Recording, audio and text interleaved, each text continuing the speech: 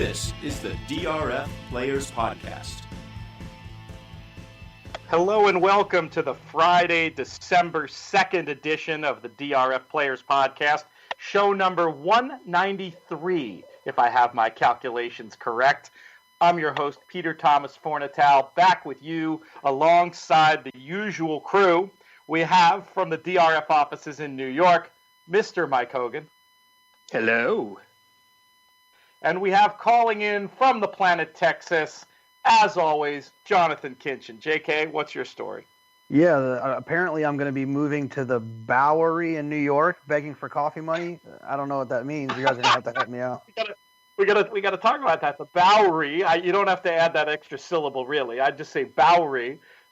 Famously, back in the day, the Bowery bums. It was people down on their luck. You might see them on the Bowery, hanging out in the street there. These days, you're probably more likely to find an $800 handbag on the Bowery than you are an actual homeless person. But what was is this some sort of Twitter? You in another one of your famous Twitter wars, JK? No, I don't. I'm not going to war with this one. It's just some guy asked me what to look at in replays, and I tweeted at him to look for trouble, look for horses that are with or against the race flow. Like we talked about on Tuesday, if the three horses that were on the lead in the first call are still on the lead at the end, then it was a race flow that kind of held up. So horses that were closing into that were in trouble. So, and then I also talked about gallop outs, which I think are important. And somebody decided that wasn't the case, and that I was going to end up begging on the corner, betting off of gallop outs, which I couldn't disagree. I couldn't disagree with more. I mean, I think there's a lot to gallop outs, and we can. Oh, absolutely. I wrote a piece actually. I think it was the way I became friends with friend of the podcast and listener Ed DeRosa. We did a piece. Maybe I'll dig it up and tweet it. I wonder if I'm allowed to do that now that I'm a DRF employee. And this was a piece I wrote for a rival ADW back in the day where Ed DeRosa is associated with. I'm sure everyone listening knows the one I'm referring to at this point. But it was really fun. It was a cool idea he had of doing this debate series on his ADW blog that I was a regular participant to for a while. And that was the question. It was, are gallop outs important? I took the yes. He took the no, and I was pretty happy with my argument. I mean, I don't. Here's the thing about gallop outs. I mean, and it's funny, Jonathan, because I think it relates to what you were just saying about race flow. I sometimes think a gallop out can be deceiving. I certainly wouldn't bet on the gallop out alone. But boy, what an important piece of information for me, especially with young horses, trying to ascertain whether they have more in the tank, whether they want to run longer, whether maybe a green 2-year-old is finally figuring things out, running down the lane, and is clearly enjoying their job past the wire. I think there's a lot of valuable information you can get from that. And obviously it's not I think any one handicapping factor when used in isolation, it's going to be a little bit tricky. Gallop outs maybe higher on that list of things you wouldn't want to look at in isolation than something like speed figures. But it's a little weird to me to say they don't matter at all. And I encourage your Twitter troll to bet more money in the pools. Mike, what do you think? I think gallop outs, they're like a lot of things in racing. A lot of times they don't matter. They don't matter at all until the times that they do. And that's the key, is identifying when something is worth acting upon and when it's just so much more noise. And I think you mentioned some of the examples that make sense. You've got a horse that maybe is bred to go longer, is sprinting first or second start, is stretching out. What they do in the gallop out, or what the jockey has been asked by the trainer to do in the gallop out, is often useful information. Compare that to, say, California Chrome in the Pacific Classic. It doesn't matter to me whether he gallops out, and sometimes it can be very useful. Other times it can be a red herring that distracts you from really what's more important. I think the basic idea in handicapping, put the gallop out aside. I think that handicapping as a whole, identifying which horses are the best, I think that and who has the best chance of winning, is identifying energy distribution and how it happens in a race. To me, that's the scientific answer for pace makes the race, right? It's energy distribution between point A and point B. And when a horse shows great energy at the end of the race, that tells me that the energy distributed within the race was not efficiently used in order for him to win that day, but that there was more energy there to be had.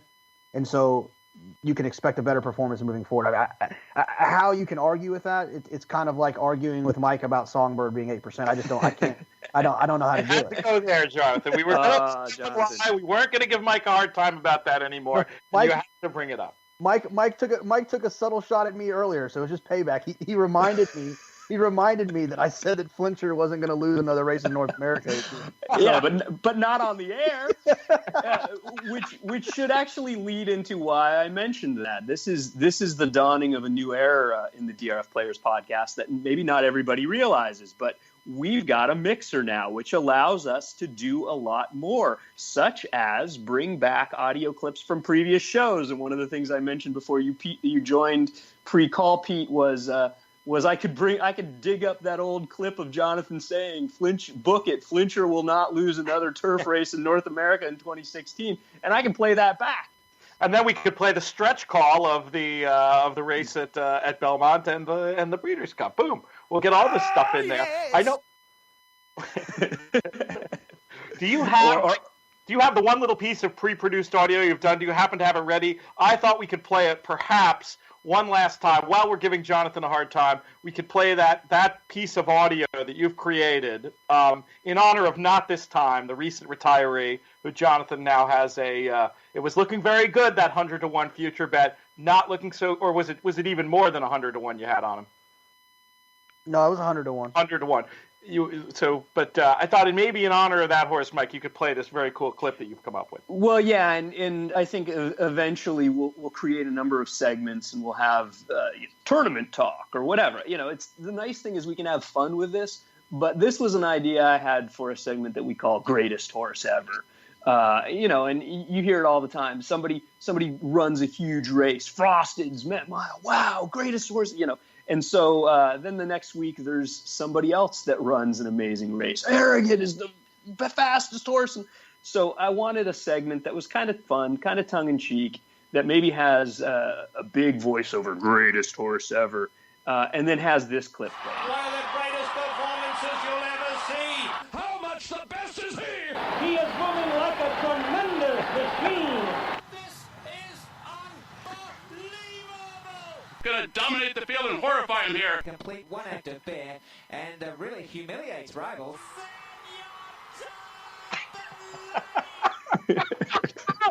Fab work. Impromptu contest. If someone can correctly identify each of the clips in the segment that Mike just played, tell us the horse that those were for, I will send a free copy of my book, Winning Contest Player, to someone who email that correct answer to podcast@drf.com. So if you want a free copy of the Winning Contest Player, go ahead and do that. That's a fine game, but I can guarantee there's one call in there that no one will get. And I'll just put it that way. So saves me books, Mike. Then they have to pay for them, and I get like a good guy for making the offer. I'm glad you mentioned the mixer. I had a whole thing, Mike. I was going to do this whole spiel about how Christmas in a few weeks, but Christmas for Mike Hogan came early in the form of this mixer that I know I've been excited about, but I think you've even been more excited about. And I was going to ask you how it compared to, receiving the cherry red tricycle on your third birthday. Well, geez, I don't know. I mean, I think Christmas these days is much more exciting for a 3-year-old than it is for a 45-year-old. We'll put it that way. I'm just glad that I get to experience it as a 3-year-old through the eyes of my son now. Yeah, we have a lot of toddler holiday activity. We'll have to do some sort of Christmas special as we get closer to the show, and perhaps do some gift exchanging ourselves through the magic of radio here on the DRF Players podcast. We're eventually during the show going to be getting to talk about the racing this weekend. We've got a Grade 1 at Hollywood Park. We've got the Claiming Crown races, which look terrific. We're going to do a little bit of tournament talk. I also have some questions from the audience. Maybe we'll turn to those next. Mike, I realize it's funny because of this mixer. This is the first time I'm not running Spreaker, and I realize one of the funny effects of that is I don't know. I don't have a clock of the show in front of me. So just tell me now, and then I'll make a note of it. How long have we been on the air for? 10 minutes and 20 seconds. So we started a couple minutes a little bit late. hour. Yeah. Right. Well, we'll go right to noon. I have an important appointment I have to get to. But all right, that's good. So I will plan things out according to that. Should mention to folks that the Spreaker thing is happening, and we thank the people who've been listening via Spreaker and checking out these shows live. I think we finally got a schedule, right, Mike? We do. We're now going to be 11 a.m. Eastern time, Tuesdays and Fridays. So lock it in, and going forward too, the mixer allows us to actually go live on Facebook, on DRF.com. So we'll be doing that. You can find us the same places you always do after the fact downloads at YouTube, SoundCloud, iTunes, whatnot. You could listen live at Spreaker as well. None of that will change. It just allows us to add on different distribution channels. So it's fun. That reminds me, I should probably tweet the live link of this show right now. Yeah, there it is. You sent it out, Mike, through your account this time, and we'll send that. Maybe we'll get a few more listeners that way. You can also ask questions during the show if we have time. Not sure we're going to have time today, but we can always save them for future shows. You can submit them right through Spreaker. You can find that through Spreaker itself or by following any of us on Twitter. Okay, that out of the way. Let's get to these two questions I had during the week. One, we could spend an hour on, but we're going to give the quick version of the answer. One of our listeners wanted us to have a discussion about class and how class affects our handicapping. Jonathon, I'll start with you. It's not something you and I have ever talked about even, so I don't know if you look at it at all. Is class something that's important when you're trying to pick winners in horse races? Yeah, no, it is for sure. My view on it, though, is that it's fairly relatable to speed figures. So it's like anything, to me, class is, a mid-level race in America, to me, would have a speed figure of, between 60 and 75. So to me, that's class enough. The class that you're looking for is a horse who's dropping in off of an 80. The only thing that matters to me in those scenarios is that a horse that is running against better horses, that is a speed horse, I can give them a kind of a free pass for having a lower figure because they're being buried early by a horse who's better than them. A horse that's closing into a fast pace, I still feel like they should run their best number in those situations because they're not being – they're chasing good horses, but they should still kind of run their same number. I think that horses that are getting buried by other kind of speed horses, they have more of an excuse to run a lower number. But I kind of let the figure kind of do the class work for me, and then just some basic ideas. Dropping in from a grade 1 to a grade 2 is obvious. There's obvious differences there. Or maybe even a grade 3 would be a better example. Yeah, that's you're getting to an idea famously espoused by Len Ragozin that class is speed. And while I think that's maybe 80% of the equation for me, the way I look at the world, I do think there are some instances where I do utilize certain aspects of class handicapping a little bit more than that. There's also very much of an interrelationship between all the fundamental handicapping factors when it comes to class. There's ways that it relates to pace, as Jonathon was saying, to speed, to form. That are much too involved of a discussion to have here, but I definitely recommend checking out Jim Quinn's book that I had the pleasure of editing, The Complete Handicapper, for a really full discussion of the ways that those factors interrelate to each other. And then just in terms of a definition, and maybe the question was even more basic than I read it to you guys about what class is, and I would just describe it as the level at which a horse was born to compete. And in that sense, and I quoted, I don't know which football announcer it was when I was researching, not the winning contest player, but 6 Secrets of Successful Bettors, had this quote that I loved about how form is fickle, but class is permanent. And I like that idea. I just wanted to throw that out there. Mike, how about you? Any thoughts on class? Yeah, and it's a great question to ask on the Claiming Crown Day, where you have to read conditions quite closely, and a lot of times horses fit conditions a long way back in their PPs and are dropping in from much tougher races versus others that maybe ran for the tag that allowed them to meet the condition in their last start and are moving up to face these other horses. That is the exact way I use class in certain races because, look, it's a lot easier to beat a field when you're running against cheaper horses than it is against much, much better horses. Speed figures aside, it's easier to run a big speed figure when you're facing horses that generally don't run very fast. So that's one of the ways I look at it. The other way I look at it, and it's kind of something that you mentioned, Pete, about what classes horses are born to run at. I look to trainers sometimes, and there was an example yesterday at Aqueduct. I don't know if either of you were watching Aqueduct, but in the 6th race yesterday, were you guys following? Were Jonathan and I watching Aqueduct? Who do you think you're dealing? Of course, we're watching Aqueduct. We're 6. Right. Do you remember what I'm talking about when I say the 6th race yesterday? It was a 2-year-old maiden special weight on the dirt, 6 furlongs. And I believe the favorite, it was for most of the race, and I'm looking at the chart now. Yes, he was the post-time favorite, 5-2. Was a Todd Pletcher runner making his 2nd career start. Okay, you remember this horse? Driven by Thunder. I thought. Oh, never mind. I had the wrong horse's head in my head. Yeah. But keep going. Driven by Thunder. So was coming off of a 2nd place finish in the debut at maiden 50, I think.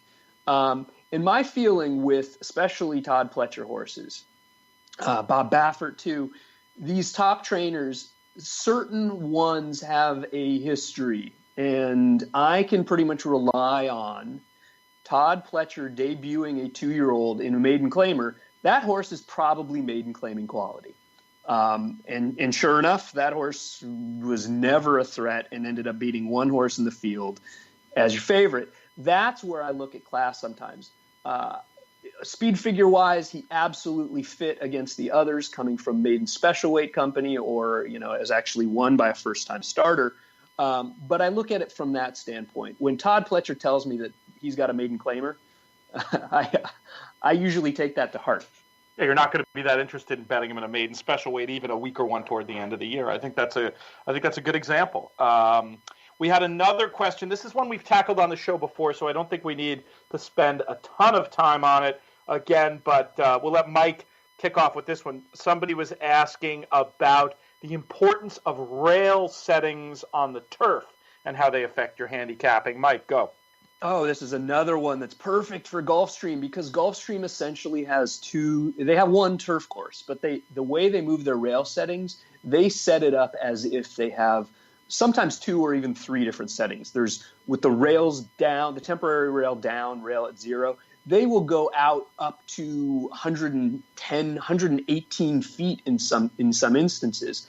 And you think about, I guess the analogy you can use is a 4-lane highway that has 2 of the lanes closed off, okay?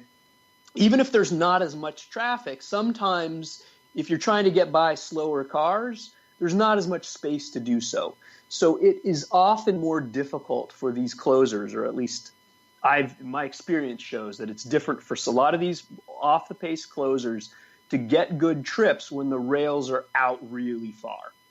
At certain tracks, when they don't really move the rails, it doesn't really matter so much. But Gulfstream is an example where you absolutely want to pay attention to where the rails are on the current day that you're handicapping and where they were in previous races.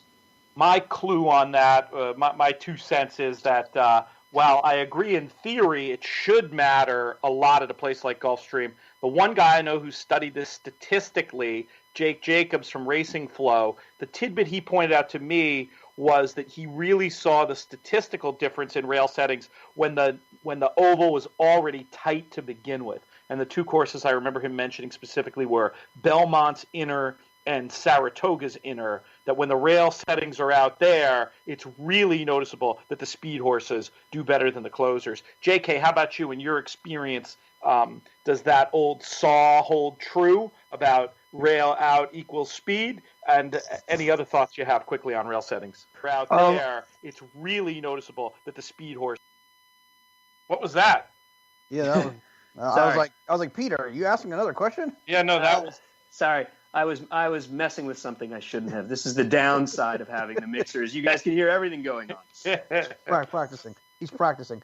What's funny is I have struggled. I've asked a lot of good handicappers. I've probably asked you before, Pete. I know I've asked Duke before. I'm like, look, man, I get a lot of stuff in life. I don't really get this rail thing. Can you explain it to me? So when the rail is out, they do what? I really honestly don't have a strong opinion about it. But what I will tell you is this. I do pay attention to when the rail has been out for a longer period of time and it comes down. I feel like the inside grass is obviously better. Yes. The outside lanes have been chewed up, and it's harder to run on that part of the grass than it is on the other part of the grass. So that's the only way that that's the only time I kind of pay attention to it. Belmont Day from this past year comes to mind. I thought the inside on the turf was really good and maybe flattered some horses who were running on the inside that day just a little bit. And it made me at the time think that maybe Flincher really would not lose another turf race in North America because he came so wide and I thought was on the worst part. So sometimes these little tidbits help you in your handicapping. Other times they hurt you. But I think that's a good little overview for our listener who asked that question. Couple more things I want to get to before we talk about the races. Let's go ahead and talk tournaments. Some interesting stuff going on this weekend, especially in Florida at Gulfstream Park. We've got the Conquer the Crown contest. Boy, looking at these races, JK, as a contest player, now I know you're not planning on going to Florida, but when you look at these races and look at what the pool sizes have been on Claiming Crown Day the last couple of years, are you tempted to get the jet fired up and go down to Gulfstream and hang out with the guys and gals who are going to be competing in that contest? It's tempting. It was my. I think feels like it was the site of my last tournament win. So I would like to get there and defend my crown. But I'm going to leave that to my buddy Jack Jenkins and Nick Tamaro to try to get down there. Or maybe I think Blake Jesse's going as well. So it looks like it's going to be a ton of fun. I'll be involved from a distance. I can promise you that. It's a pretty interesting deal, and anybody listening who has the chance to get down there, entries are open. You can contact Nancy Berry. If you look for my preview article on DRF.com, I give her phone number and her email, or you can just show up at the Sport of Kings on Saturday. I'd bring cash. I'm not sure if they can process a card on day of, but it's really pretty much the ideal day, other than Breeders' Cup to me, to have a live bankroll contest where you're going to be able to make these big bets, hopefully not have them affect the pools too much, though there are daily doubles in the contest. That pool might be smaller, so maybe I shouldn't speak so quickly about pools being so big that you can bet whatever you want. But it should be a really cool day, and it should be a great contest. Looking forward to that. Other big news in the contest world, DRF's exclusive window of NHC qualification has begun. So we're going to have, from now until the NHC in late January, going to be having 2 contests per weekend. And it's kind of cool. Players can choose what's important to them. You can either play for a lower price point, $162 is the contest on Sunday, where 1 in 70 entries will win the grand prize, which includes not only an NHC berth and a shot at your share of $2.5 million, but also a 4-night stay at Treasure Island at $1,000 in travel. So for 162, you're 1 in 70 for that. Or you can play on Saturday, where you'll put up 300, I believe it is, for a 1 in 30 ratio. JK, which of those 2 contests are you more interested in, or would you be playing in both where you're not double qualified? The one where you pay more. I prefer those. When you play in the lower ones, just my opinion. The frustrating things that can come from tournaments. There's a couple of frustrating things. There's 117 great things. The couple of frustrating things, one of them is that these senseless horses that you just, no matter how many times you look at the race, you can't come up with. Those seem to affect me more in the larger pooled tournaments because there's more people that are going to have them. That's more people to try to catch. I just feel comfortable in smaller tournaments with bigger buy-ins. That's just my comfort zone. I knew you were going to say that. And also very important to point out this year, not only more tournaments during the exclusive qualifying period, but for the first time in this exclusive qualifying period, we got feeders on DRF. So from Wednesday to Sunday, there will be feeders as low as $18. Many of them will be top 10% already that means, a 1 in 10 ratio, obviously. The annoying things Jonathan's talking about that sometimes happen, much less likely to happen when it's 1 in 10 people getting to their goal. And there's some talk that Ken Kirkner and the brass at DRF tournaments are going to be adding a top 20% feeder into these qualifying events. I have to say, if you're chasing tour points, if you're one of the people like friend of the podcast, Eric Bialik, who is looking to just get his NHC seat via tour points, I think he should be playing in all of these, especially those 20% ones as they come up. Also, people looking to inch up into the top 40 for a shot at that extra 25,000. Like you, Jonathan, I think you should be playing in all these feeders. So tell me, did my sales pitch work? Will we see your name in those next week? Yeah, I think for what most people can do is the risk reward for me at this point, being double qualified, to spend a lot of money trying to get into the top 40 doesn't seem like the smartest investment. But what is a smart investment, and what I will be doing, is I will be playing in every cheap feeder Wednesday through Friday to try to earn my way into the Saturday, Sunday stuff. So essentially I can get in for 18 or 20 or 30 bucks rather than having to pony up the whole 100 and whatever. And then I'll let that kind of determine my fate. If I can do well during the week, then I'll play on the weekend. Now, if you weren't qualified and you've never been to the NHC, I think that spending, if it fits your budget, spending a couple $100,000 to try to get qualified, it's worth it. It's an unbelievable trip. It's so much fun.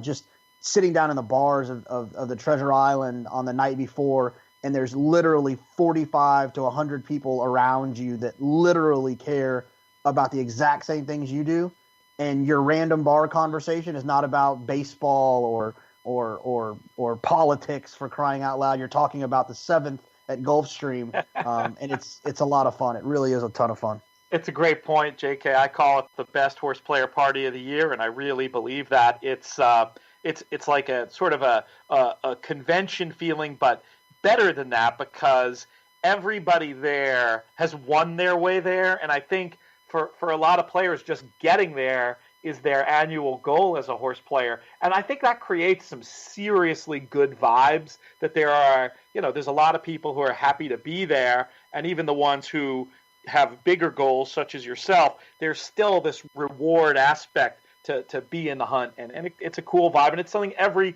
horse player, I believe, should try to experience at least once.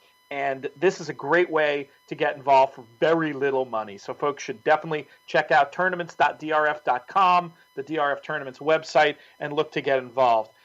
Gentlemen, I've committed a hosting faux pas because I do want to talk about this graded stakes stuff, but then I also have the perfect tournament-related segue to talking about these races today. So we're going to hit the pause button, not literally, Mike, but we're going to hit the pause button on the tournament talk portion of the show. We're going to talk quickly about the graded stakes stuff, and then we're going to come back to tournaments, and then we'll do these races, and we're going to do it all in 30 minutes.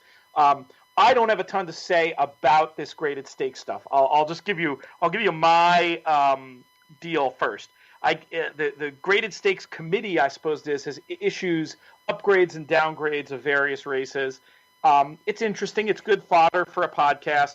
For me, it falls into the category of one of those discussions in racing that's never going to help make me money, so I'm not going to spend a whole lot of mental energy thinking about and arguing about it. But Mike, I know you have some points to make, and I'm sure that will provoke my brain to think about this matter a little more deeply than it has so far. So why don't you let us know what's happened and what you think about it?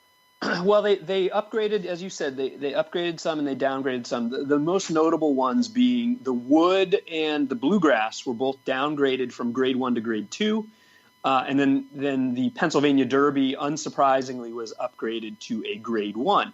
What I've seen, there are very few people that think the Pennsylvania Derby shouldn't be a grade 1. It's got the purse, it's had the quality of field, it's just been a fantastic race, especially in recent years. The controversy comes, of course, with the downgrade of the wood and the bluegrass, the wood in particular. And my 2 cents on this is the graded stakes committee, I think, should change the way they grade the races. They should lay out the criteria for what equals a grade 1 race. And they should say they are, just like they do if a turf race is moved to the main track, they have the ability to downgrade that given race depending upon the quality and who actually runs in it. They should be allowed to do the same, so that if you have last year's Wood, which was only an 8-horse field, it was nearly won by a maiden. It was not won by any horse that ended up being a major player. They have the ability to go and downgrade that race retroactively based on who showed up. If they've got a grade 2 or grade 1 that this time of year shows up and it's essentially non-winners of 2 lifetime, they should be able to downgrade that race and downgrade it accordingly, not penalize future runners, because look, they have no idea whether we're going to see a 6-horse Wood or we're going to see a 12-horse Wood in 2017 with 6 graded stakes winners and 3 grade 1 winners. They have no idea. I think it's hard just because, like, this grading system means such different things to different people. Like, I think, like, you're thinking of it as a handicapper. I think people in the breeding industry have a very different perspective than handicappers do when it comes to this stuff. I'll just say, in terms of the changes that you mentioned, they make sense. I mean, that since they moved that Pennsylvania Derby back, it's obviously become like the major stop for 3-year-olds in the fall. Of course, at the expense of turning the once great Jockey Club Gold Cup into, just the same old older horses beating up on each other instead of what it used to be, pitting the top 3-year-olds against the top older horses at that time of the year, which is a shame. But like with so many things in life, you get something, you give something. The idea of Triple Crown prep races not being grade 1s, like as a handicapper, that just makes all the sense in the world to me. I mean, we've talked about the notion on the show of how I believe there are really, there's grade 1s and there's grade 1 pluses that really matter when I'm making my evaluations for something like the Eclipse Awards. And would I, as a handicapper, prefer to just have not have to make that decision myself and just have the only grade 1s be the grade 1 pluses? Sure, I'd love it, but I think it creates ripples and problems on the breeding industry side of things that the average horse player isn't necessarily thinking about or concerned with. JK, where do you stand on this issue of upgrading and downgrading races? Is it something you care about? Do you have an opinion? I don't really care. I mean, it's to me, the grading of races is for 2 things. The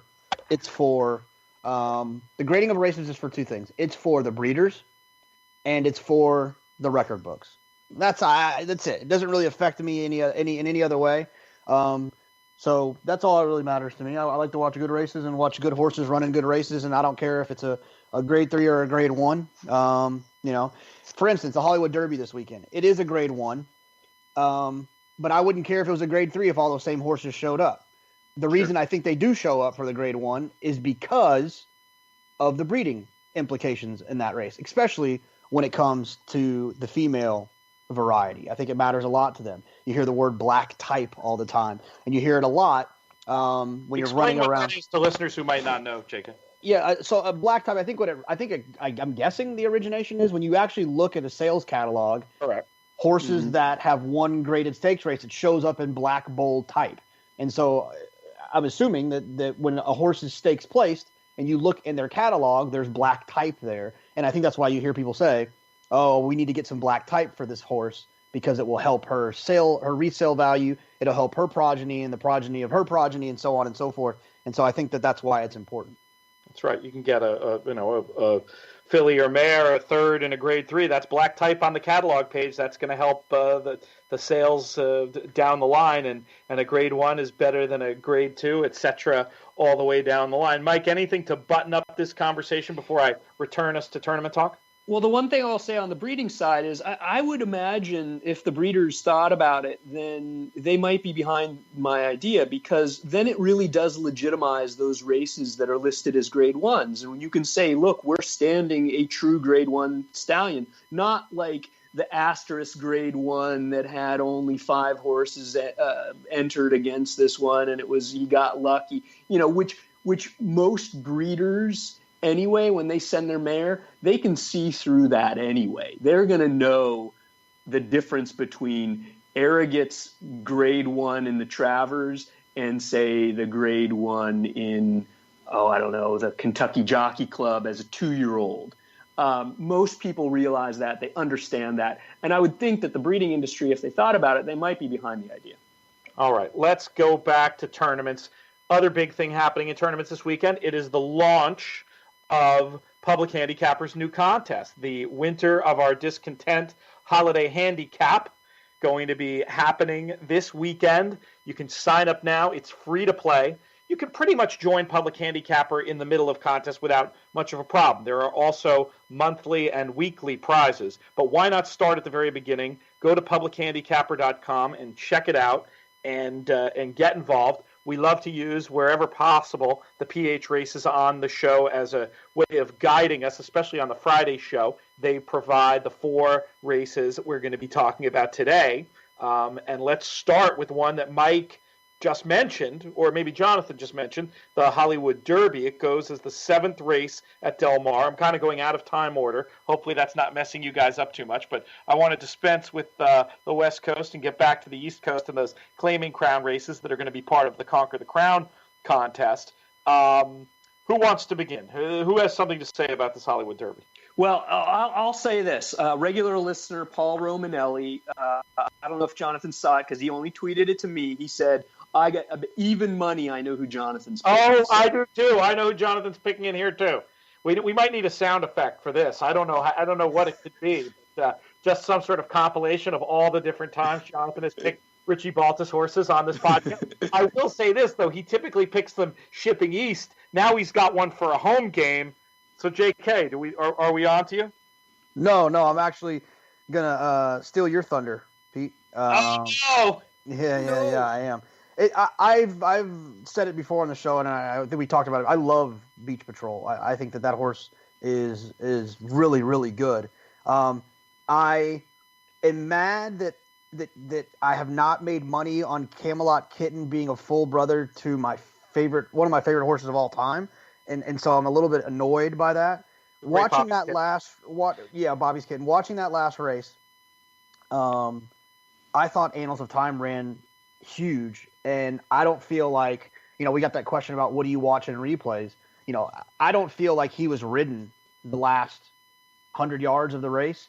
He kind of got in tight and just didn't really run anymore and finished up really well. And one of the biggest things about this horse that has me leaning in this direction so hard is whatever figures you look at. And this is something that friend of the podcast and one of the best handicappers I've ever been with, so I don't want to take credit for it, Duke Matisse taught me, was when you can see a horse that runs a number at 2 that fits with horses at 3, it's a really strong handicapping angle. And if you look at Beach Patrol in Camelot Kitten, look at their figures that they ran as 2-year-olds, and then look at the figure that Annals of Time ran as a 2-year-old, and what he has done since being, or what he's done since being back as a 3-year-old. I think that this is one that Chad's been waiting to unleash, and has obviously had some issues with that long break, needed the race 2 back, and then obviously had a little bit of the trouble facing his very, very talented stablemates. I think he's going to run huge, and I hope the world doesn't see it, and I hope that we can get this number, but it feels like he's going to come down a little bit. Yeah, well, you did in fact steal my pick there. Annals of Time, to me, I feel like these 56 days off for him feel like they could do a lot more for me. I have no inside info. I tried actually to find somebody who'd seen how he'd been doing lately, and I failed miserably in that pursuit. But it just feels to me like the time off for a 3-year-old could be the difference. He's only got a length to find, maybe less than that if you take Jonathan's trip note out of the Hill Prince. This is a horse who I know is doing great heading into the last race, and I feel like this could be the right time to maybe get the other Chad Brown runner. Post doesn't make me super happy, but I'm thinking we're going to be compensated in price. I will probably save with both the other Chad Brown runners in here. I did do the little bit of research I did. I thought was funny. I was trying to look at the was trying to do a little bit of handicapping based on the workout times listed from that November 27th day when all three of the Brown runners worked, and they worked within a little bit of time of each other. And I was talking to a friend who follows that barn pretty closely, and I said, you make anything of this, that the Handles of Time and Beach Patrol had the same workout time and Camelot Kitten was later? And he just said to me, look, don't waste your mental energy looking at Chad Brown workout times. He basically tells them to all go 48 or 49 and stay close together. And I said, well, they clearly did a good job that day. I don't even know for a fact if they worked together, but it just looked that way. Mike Hogan, what do you think of the Hollywood Derby? Well, this is a fantastic race, and it's a wide open race. There's a lot of different ways you can go in here, and I think the Chad Brown runners, you mentioned all of them. I think they're logical and legitimate, and Chad Brown certainly can win. He can win anywhere, and you have to take his horses seriously anytime he ships them. However, he generally doesn't win as much in Southern California, and they often get overbet. And I don't think any of them have a huge edge on any of the other runners. So I'm going to take a couple others. I'm not sure who I'm going to pick. One is probably a more likely winner, and then the other one's just going to be a very nice price. But I'm interested in a couple others shipping east, most notably number 8, Hayabusa 1 for Graham Motion, coming off of second start in North America. The debut at Keeneland after coming over from France was really good. He looked kind of in deep water, and then at the top of the stretch changed leads and just found another gear. Really impressive race for him. I'm not worried about Florent Giroux riding Beach Patrol. Beach Patrol's a good horse. He's ridden him before. So, obviously he's taking that mount over this one. But I think the sky's the limit for this horse, who could be a good thing in here, and we'll get some pace to run at. The other one that I really like, and one of my angles, and I wouldn't say angles, but one of the things I like to look for is a horse that is routinely bet heavily and maybe been a little bit of a disappointment in their career. And maybe coming off of a race where they lost and then are moving way up in class for a trainer who is really, really good. And the horse that fits that bill is number 9, Revved Up.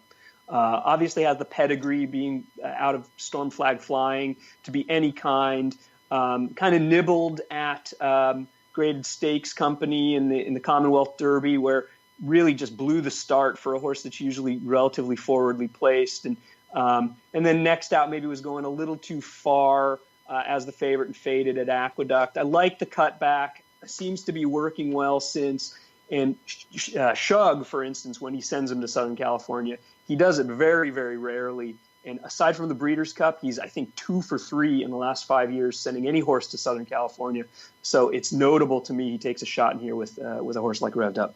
Yeah, it should be a big price and certainly has some live-looking things. I agree with that assessment as well. I do just want to co-sign that I think Mike's pick of the Graham Motion horses is the second most likely. I think that horse is super live, and I could honestly say that I would be fine being alive to the third Chad, Annals of Time, and the Motion horse. I get it. Beach Patrol and Camelot Kitten make a lot of sense, but they're going to be on everyone else's tickets too. If you're on a little bit of a budget and you're trying to really, like I've said, crush their souls, I'd be fine with just having those 2 horses and hope that I'm on the right Chad, or that the Motion's a freak, and they're going to turn the tables on Beach Patrol, who's drawn the rail, and Camelot Kitten, who seems to always overachieve, and so that's an angle that I might be looking to play on Saturday.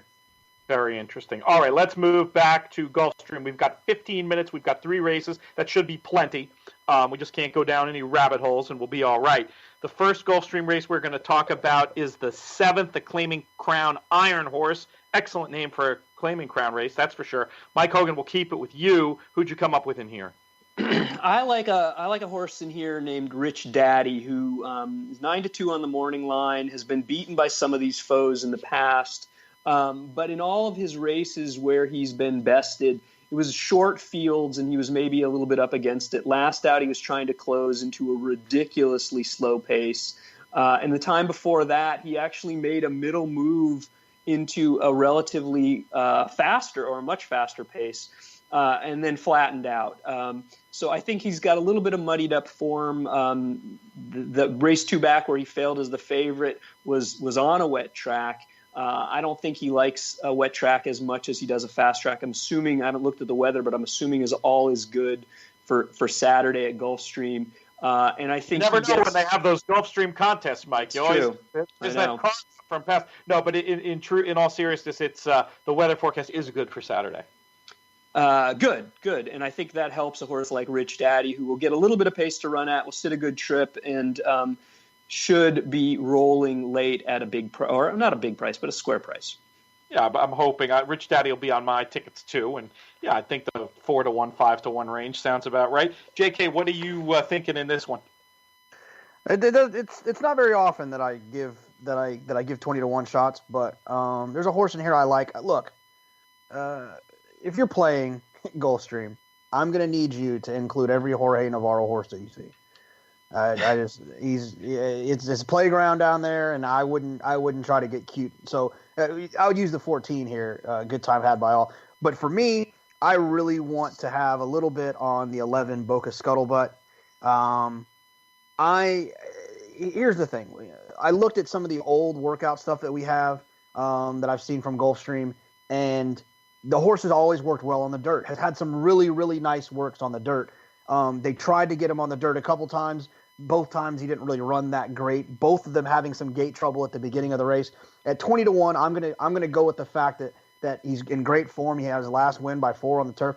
If I can get this horse finishing late in a big field that should have a fast pace, and if he can just stand up on dirt, I think he's got a chance at a price. And he's one that I'll be using for sure. If I was playing in a $2 win place tournament, he'd be the one that I would use and hope that the 14 wins if he doesn't win, and that it wouldn't hurt me much in a tournament. So I like that horse, and he's one that I would definitely key underneath as well.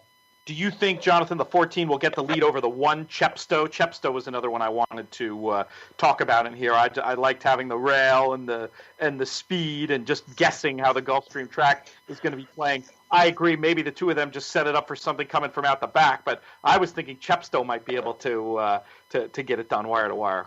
Like we talked about before, I can't remember which Breeders' Cup race it was that we talked about. Oh, it was the mile.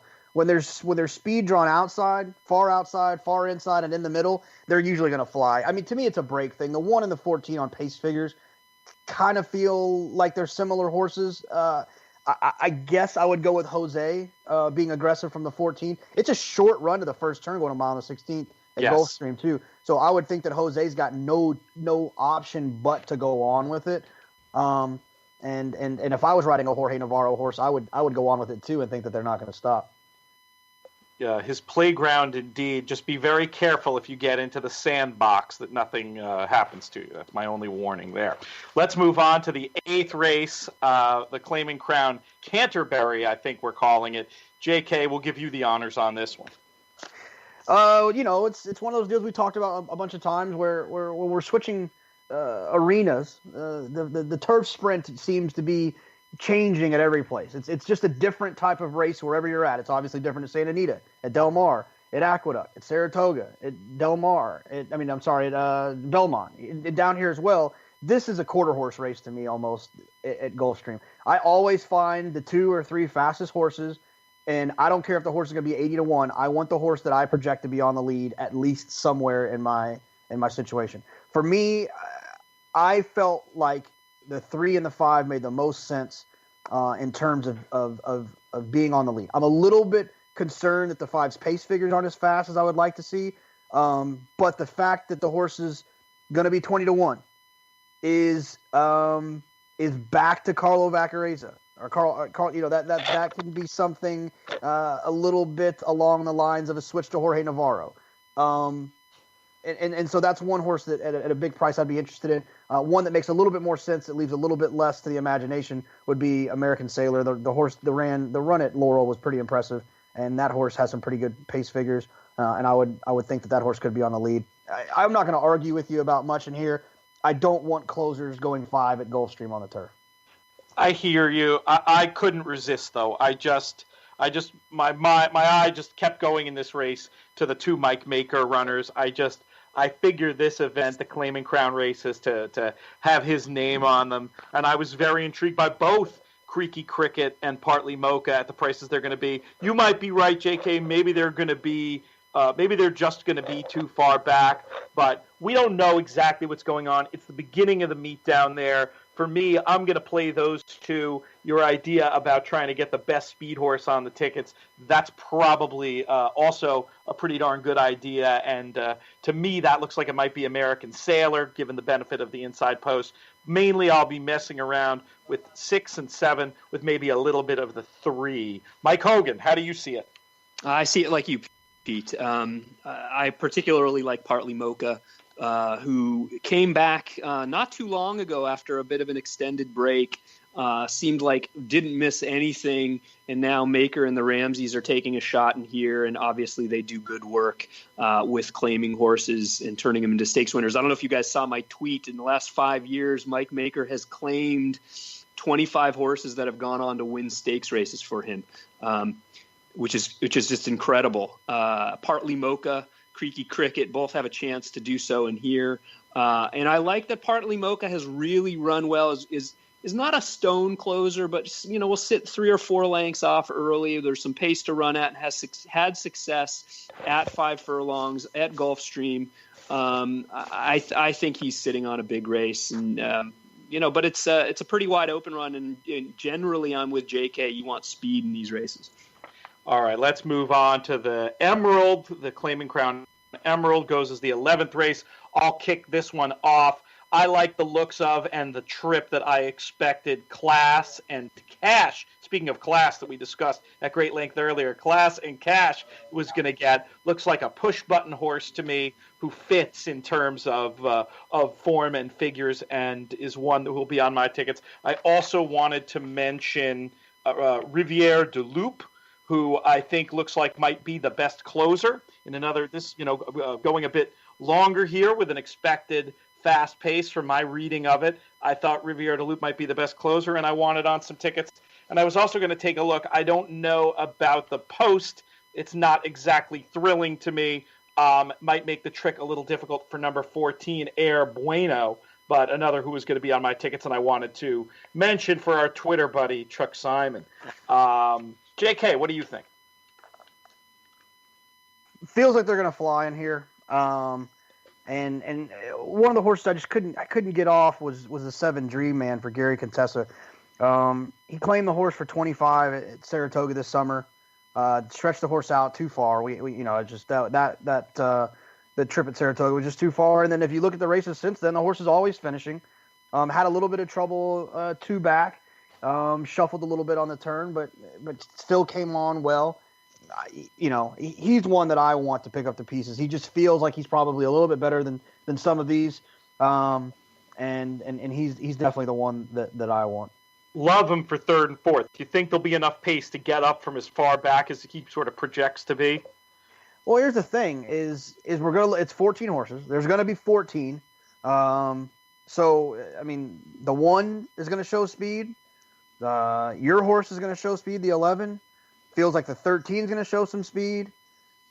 I mean, I could keep going. There's more. There's more. It feels like they're going to go on with it, especially in a big field. And remember, everyone, we're going back down south. Okay, this is not New York.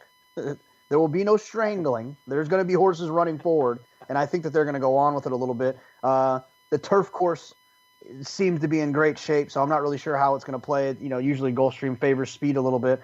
But with these types of horses, I'm gonna bank on a collapse here, and I'm gonna bank on Dream Man picking them up. Did you see that little Twitter video I sent around from the at the races in the UK clip of the jump race at the start where literally nobody wanted the lead? Did you watch that one, JK? No, I didn't, but I saw that. Yeah. It's funny. It makes New York, the colony on the turf, look like a bunch of Angel Corderos. It's great. Mike Hogan, what did you think of this? This is so. We talked a little bit about the rail settings at Gulfstream, and you want to be sure to check the late changes because sometimes they do move them. But however, you'll see throughout the day they move the rails. The 9th race, which is the Philly version of this race, the Tiara, the rail is set out at 72 feet. For this race, the 11th race, the rails go back to 0. Okay, so they do that throughout. If they get rain or sometimes they change things, you want to look because sometimes they will move that. One of the notable ones was a race last year where the Pizza Man was favored. All of a sudden they moved the rails out in the late changes from 0 to like 110, and there was no way he was able to rally from off the pace. That you absolutely want to look at. So in here, this is a setup with the rails at 0. It does make it somewhat even. It doesn't necessarily favor front runners. It gives the closers a fair chance. And there's a horse in here, Indian Guide, number 6, first off the claim. So he qualifies, but prior to that had been running against some good horses. And he'd been running in races where 2 back in the vid, I guess is the name of the stakes race, the video. The rails were at 108 and ultimately just kind of tired. Prior to that, rails were at 120, kind of ran around, couldn't get to R.A. Bueno. Race before that, rails at 115. Race before that, rails at 72. You go back to May when the rails were at 0. He won easily by 4 on this course. He's a horse that likes the course. He's a horse that's just been claimed by a good claiming barn. He's going to be a big price. He's also seemingly working very well. The Clocker report is out. They've got positive workout notes on his last 2 works. And the one before that, first off the claim, he went 45-3 in company with a horse named Sara Guaro, I think is the name of the horse, who after that came back and ran a 9+ buyer on the dirt, losing to Mr. Jordan in the race where Mr. Jordan set the track record. So this is a horse that's seemingly in good form, has back class, likes the course, will get a good trip, and will be a very good price. All right, good stuff. Good plug for the Clocker report, too, Mike. Folks can go to DRF.com to purchase that. Also, speaking of purchasing things, the Formulator deal is back for public handicapper players. Do you know the particulars of that off the top of your head, Mike? Don't worry if not.